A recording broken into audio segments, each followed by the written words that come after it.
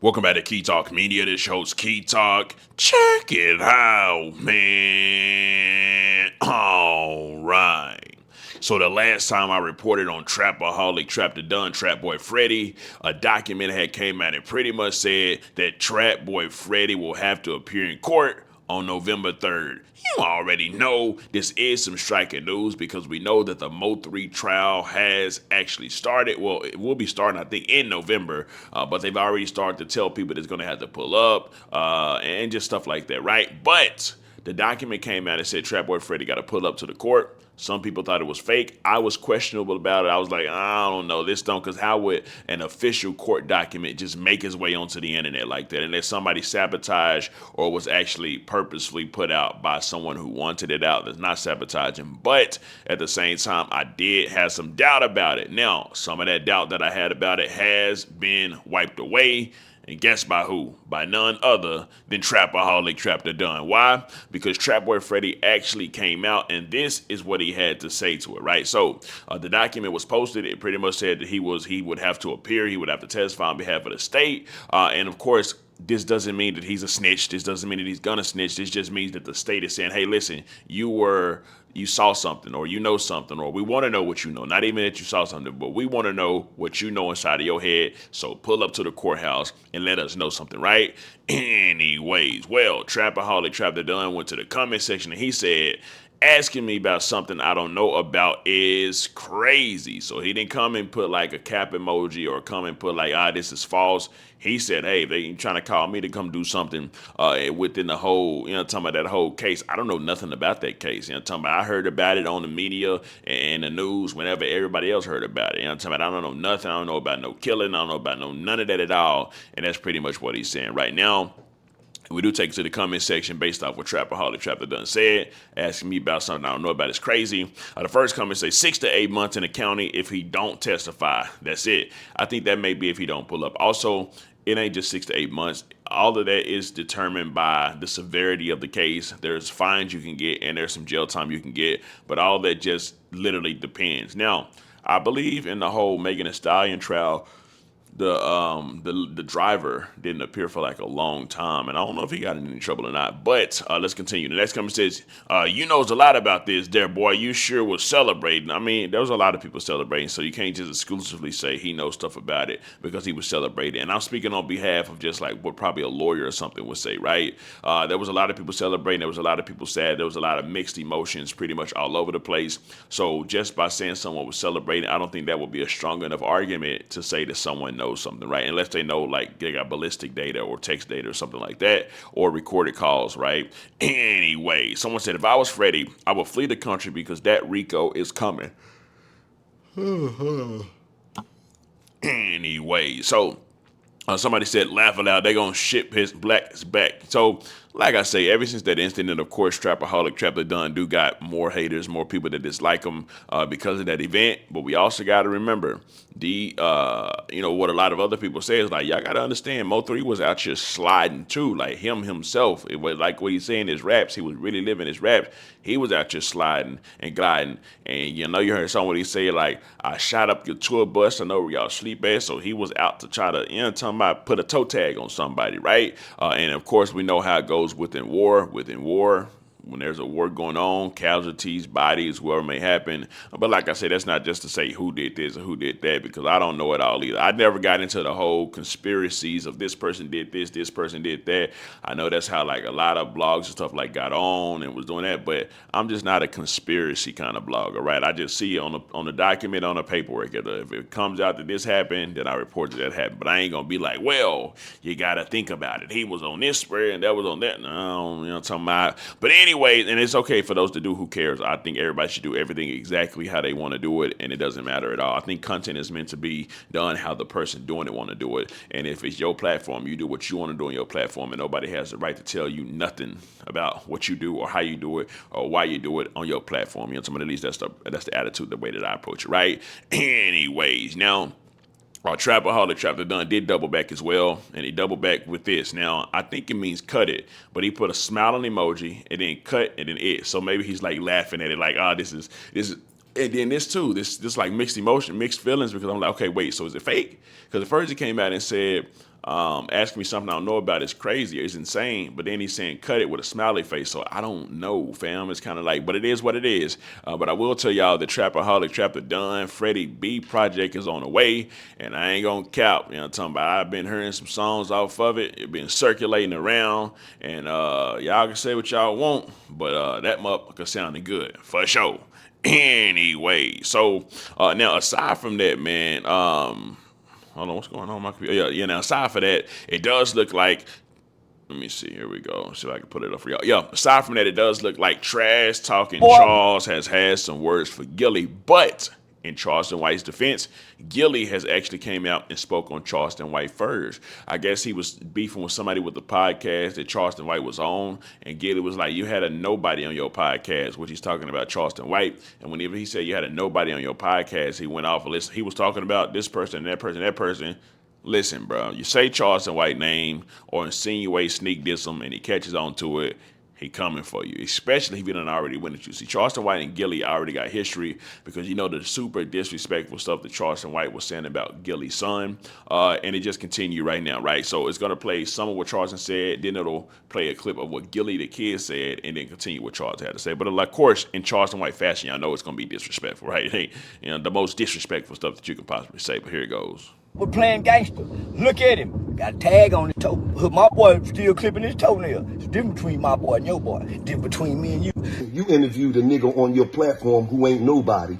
Now, if y'all know who Gilly the Kid is talking about right here, comment down below. I was thinking Shannon Sharp or something, but I'm not for sure because I don't think Charleston White went on Shannon Sharp's show. Yeah, I don't think he went on there. So he's talking about somebody. Y'all let me know in the comment section if y'all do know.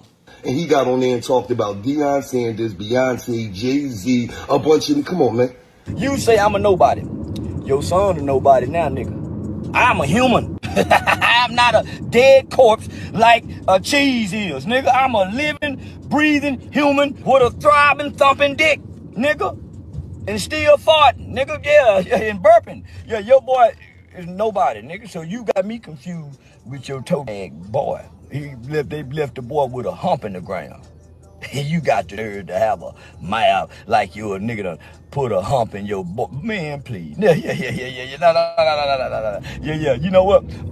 I know it's still a forward there. And I'm finna tell you some real shit, Gilly. You know why you don't like me? Cause I came from the bottom up out the mud. And you had cash money. They kept you in the dark in the closet. Now they say you could write good lyrics. And I would say to myself, what use is a candle if you keep the motherfucker lit but put it in the closet? You was a lit candle, Gilly. And Baby and Birdman them put your ass in the closet and you lit up the closet where Wayne can come in there and get them raps. You couldn't deliver them rap like Wayne could. Now look at you.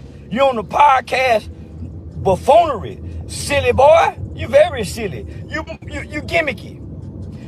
$millions worth of game ain't gave nobody no game. Everybody y'all talked to did the opposite of what y'all did. Ain't nobody received y'all game. King Von, Lil Durk, Young Thug, Kodak, ain't nobody soaking up y'all game, nigga. But celebrity niggas.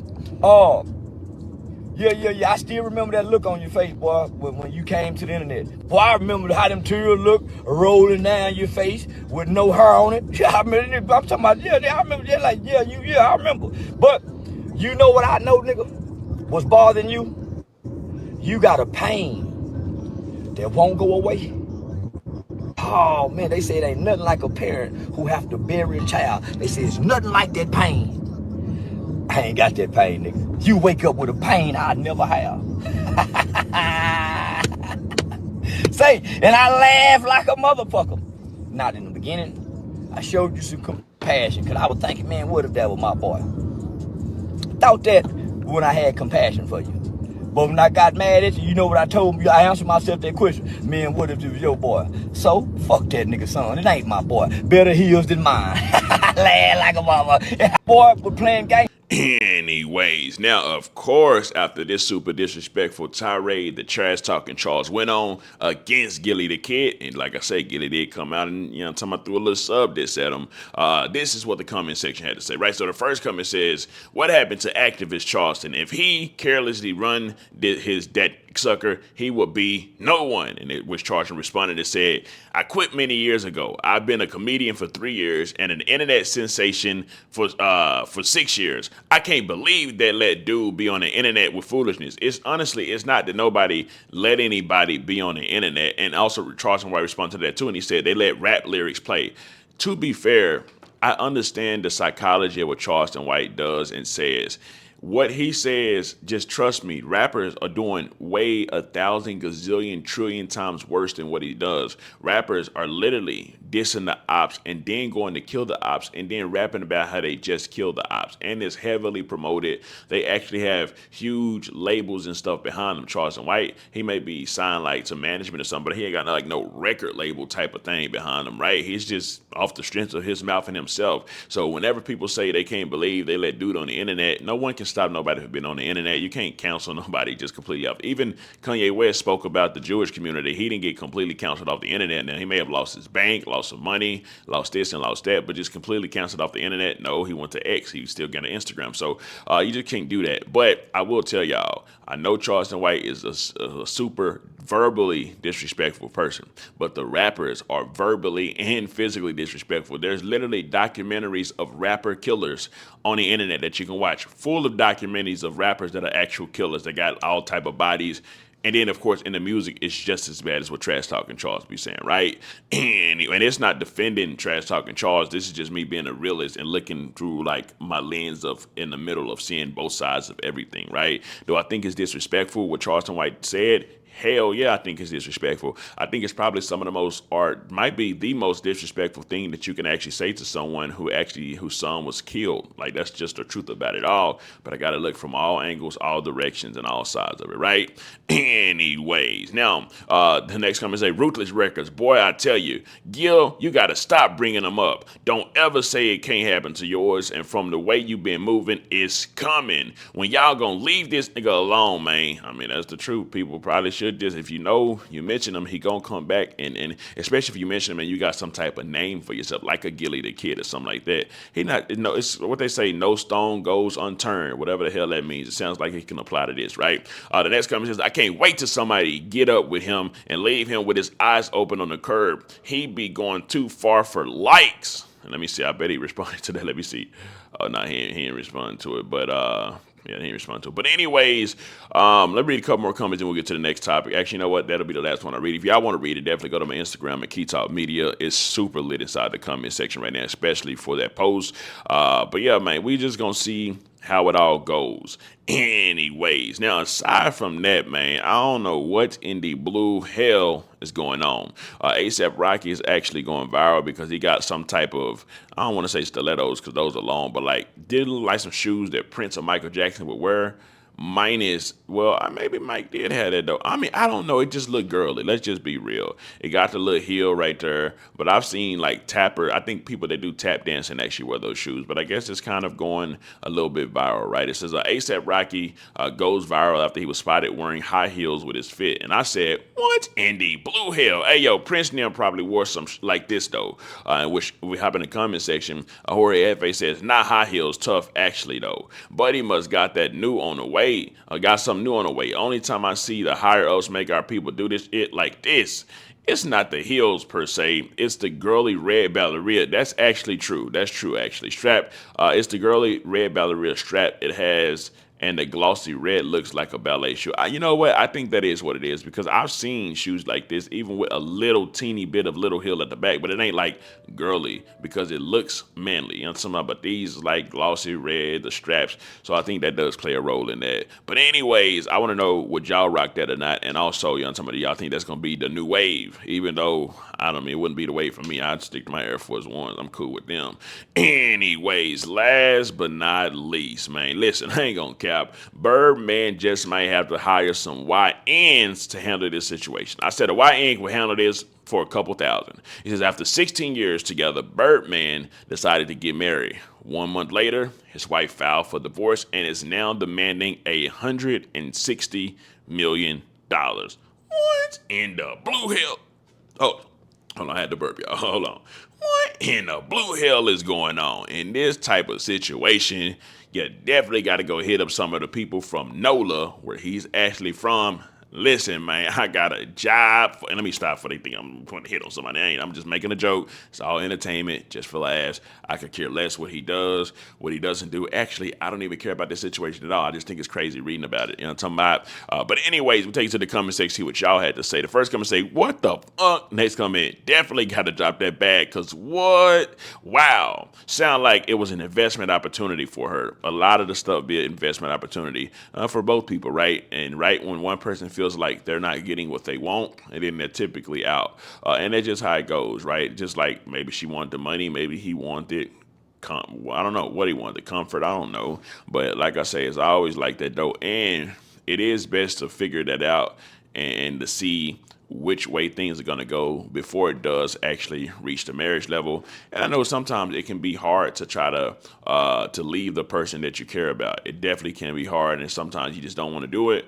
But if you look at, things in a long view, it might just be the best at sometimes, and sometimes you just got to make the move, or the move that you don't want to make, that you have to end up making it, right? And you got to put the love and the feelings and all that aside and just go with your move, because, it is what it is. It just be like that sometimes, right? So I done been in the same predicament as Birdman, except with less than 160 M's, though, I'm talking with all the millions, stuff like that. But I can kind of understand, or think I can kind of understand what Buddy might be going through, right? But anyways, we take to the rest of the comments. Let's read a couple more comments. His network is only 160 M's level out. I would have dropped the bag too. She not gonna win due to how long and motive. She was waiting on to come up for a while. She has a secret no one knows. She was waiting for that moment. He probably kept talking about Miss Gladys. Oh wow. But anyways, I think that is insane.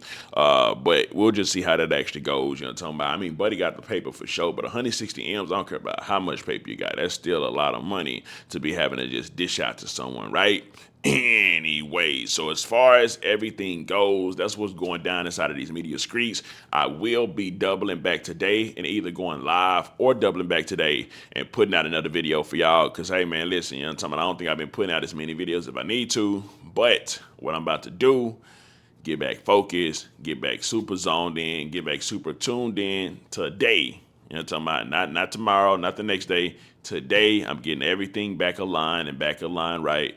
And I'm back 1,000%. Even I release videos almost every day, so it's not like I'm slacking. But I just know that I could be more focused and more driven like I typically am, right? Every now and then, I don't be as driven, and not as driven, because I'm always super driven and I always drop every day. But like I said, I just know that I can do more, and I promise y'all that more will be coming. And salute to everybody that's been tuned in for the long ride. Salute to those that just got tuned in. Salute to all the subscribers. Also, if you're not getting notifications, you may have to unsubscribe and then resubscribe. I've been having a lot of people say that that's been working for them to actually receive the notifications. You have to also click receive all notifications. That way y'all tap in, tune in right whenever I drop a video, and I'm super appreciative for y'all. Thank y'all so much. I love y'all, and I promise to keep going. Anyways, let me know some. Comment down below. Let me know what you think about this entire ordeal. I'm out.